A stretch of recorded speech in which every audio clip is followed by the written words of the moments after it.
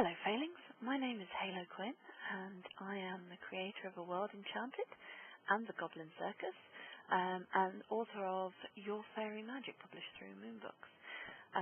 So I'm here today to talk to you about my Faeosophy, or my Faery Philosophy. And to start with, I'm going to tell you a story. And this story comes from the first branch of the Mabinogion.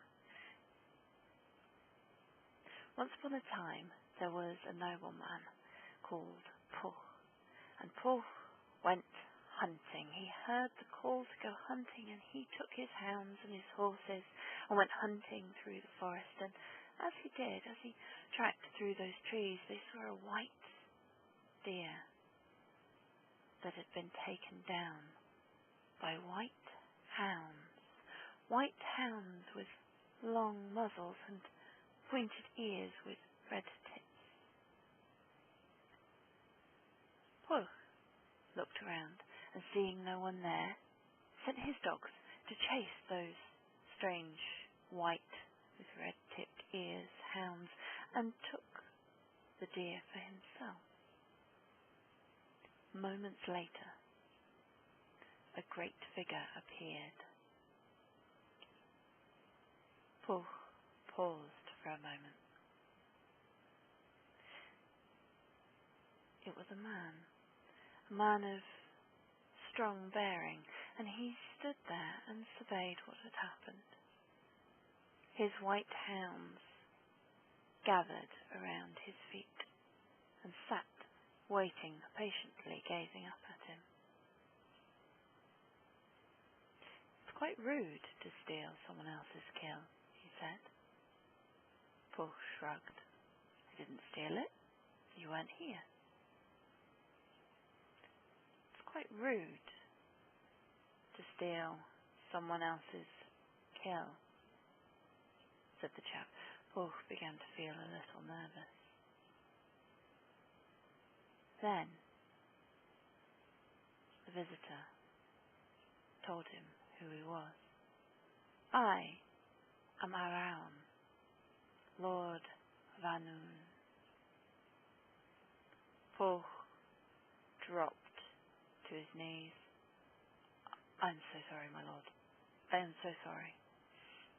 For it is very rude to be rude to the Lord Vanun, the Lord of the Otherworld.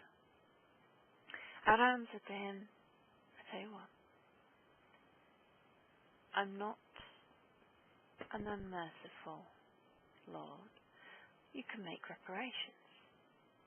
If you spend a year and a day in my place and defeat my enemy a year from now, on midsummer, then we'll call it quits.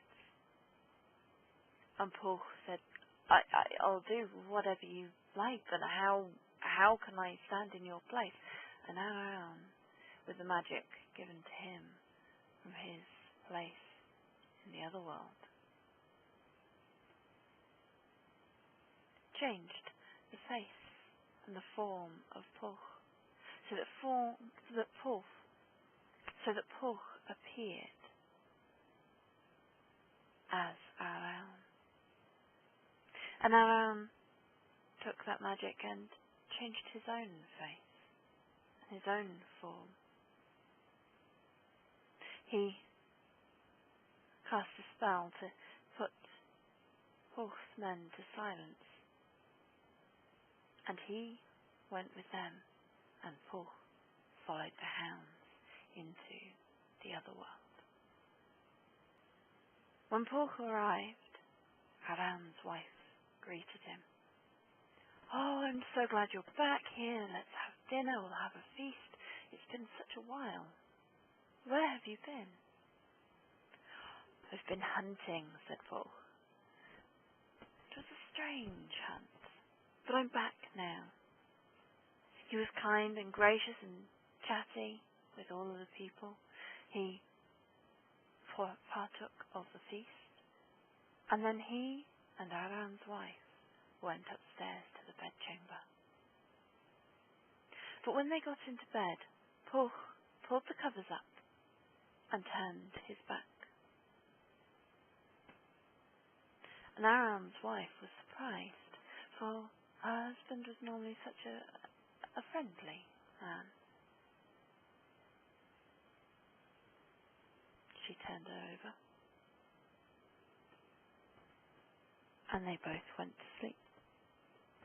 And so each day passed, and Pwyll, as Aran, would be kind and gracious and chatty, and every night he would turn his back. And he and Aran's wife slept every night without touching. As Midsummer Eve approached, Pwyll asked for advice. The enemy of Aran was Halfdan. Halfdan was a great, great man, and terrifying to boot. It was said that if you struck him one mortal blow, he could be killed. But if you struck him a second time, if it took more than one blow to kill him, then he would recover stronger than before. Pwyll took that advice to heart. Midsummer's Eve approached, the day dawned, and he went to the place where Aran and Halfdan would meet every year. He stood in the grove of trees, and Halfdan wielded his mighty axe. Pwyll drew his sword, or Aran's sword as it was, and readied himself.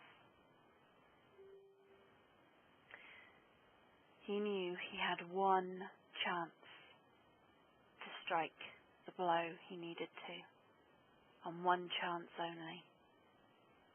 He waited for the right moment, ducking and weaving around Halfdan and his great axe that swung overhead. And when he saw a chink in Halfdan's defences, a tiny gap, he took it and struck his sword straight between the plates of Halfdan's armour into his side. Halfdan lay on the floor. "Oh, at least finish me off," he said. "Don't let me just die this slow, painful death. Make it quick and honourable." And Pwyll said, "I'm sorry, but I know what happens if I strike you again." And so Halfdan perished. Pwyll returned to our land alone. Almost alone. The pack of hounds surrounded him, guided him, went with him back to meet their true master. And Aran was waiting for him where the deer had died. He reversed the spell on Pwyll and reversed the spell on himself, removing the glamour and returning them both to their own true forms. His hounds were delighted, and their pointed red-tipped ears and their long white noses nuzzled up against him. Aran was pleased that Pwyll had defeated his enemy, and he was now lord of all Annwn. He returned home.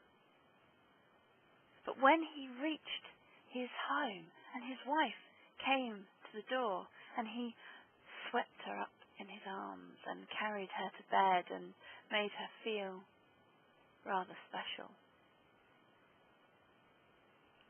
As they lay there afterwards, she said, "My dear, it has been a long time since we have done that. I thought perhaps you no longer loved me."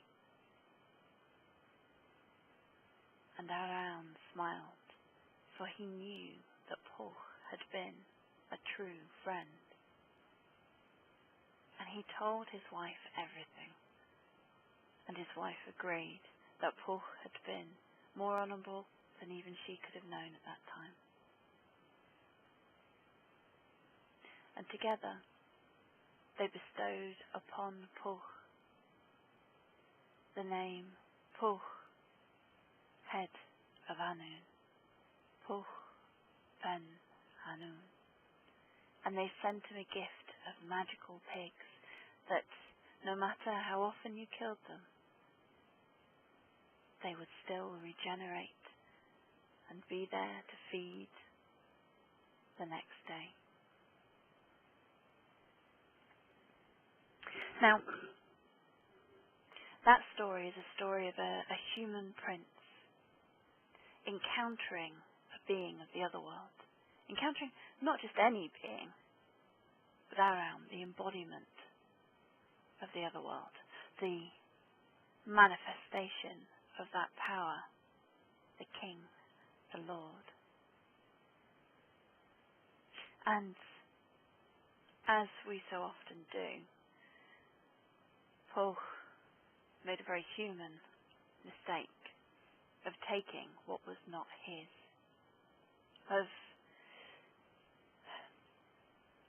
being greedy, of being disrespectful of the Fae, of the powers of the otherworld, of nature. And so he was set to make reparations. And not only did he have to do the task he was set, but he had to do it in a way that was honourable, in a way that was respectful. He had to prove his respect for that realm. And by not taking more than was his with Araun's wife, he did that. And this is a lesson for us. The best way to approach the Fae, the beings of the otherworld, and the natural world is to do so with respect, to take what we need and to give back what we can, and to not be too greedy. To do our best to do the tasks that they set us. Now the Fae are the manifestations of the spirits of nature. They are the embodiment of that wild magic. They are the spirits, the beings that represent nature and the natural world.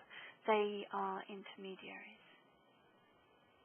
More often than not, we see them as human, because that is how that energy, in my opinion, in my experience, can interface best with us. That energy meets us and shows us a face that we can understand, speaks to us in ways that we can understand. Stories tell us this. And they will still act in strange ways because they're not human. And we make a mistake when we expect them to be human. But we also make a mistake when we forget that we ourselves are part of nature. We are animals, we are natural beings in these layers of things that we have created, the layers of culture, the masks and the stories we have woven. That comes out of our natural state. Underneath it all, in our heart of hearts, we are part of that realm. And so the magic that we carry is part of that realm. And for some of us, that magic manifests as Fae. It is no coincidence that an old word for someone who has the sight who is magical, psychic, someone who was a little bit crazy, touched, was Fae. And so when we listen to our hearts of hearts, when we act respectfully to ourselves and to each other and to the non-human natural world, when we do our best to take what we need and give back what we can, however often we fall down, then we continue to make reparations, just as Pwyll made a mistake and he repaired it. He made a mistake and he made it up to it. He strengthened that relationship.